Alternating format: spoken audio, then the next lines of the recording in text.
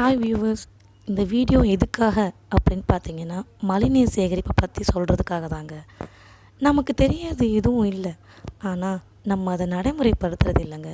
என்னையும் சேர்த்து தான் சொல்கிறேன்.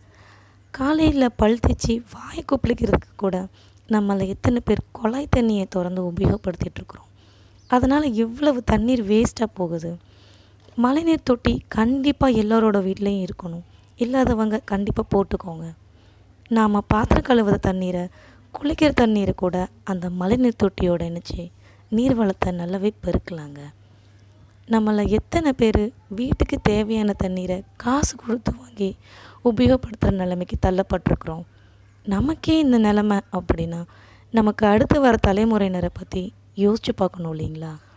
சொல்லப்போனால் தங்கம் வாங்குகிற விலைக்கு தண்ணீரை கூட காசு கொடுத்து வாங்குகிற நிலைமைக்கு வந்துடும் போல் இருக்குது.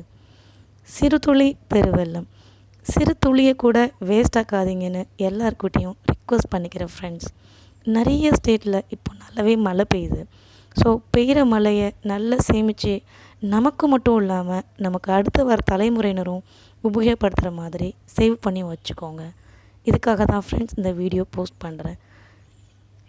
குவாட்ஸ் கண்ணாடி சேனலை சப்ஸ்கிரைப் பண்ணாதவங்க சப்ஸ்கிரைப் பண்ணிக்கோங்க. என்னோடய வீடியோஸ் ரெகுலராக பார்க்குறதுக்காக பெல் பட்டன் கூட ப்ரெஸ் பண்ணிக்கோங்க. Thank you friends.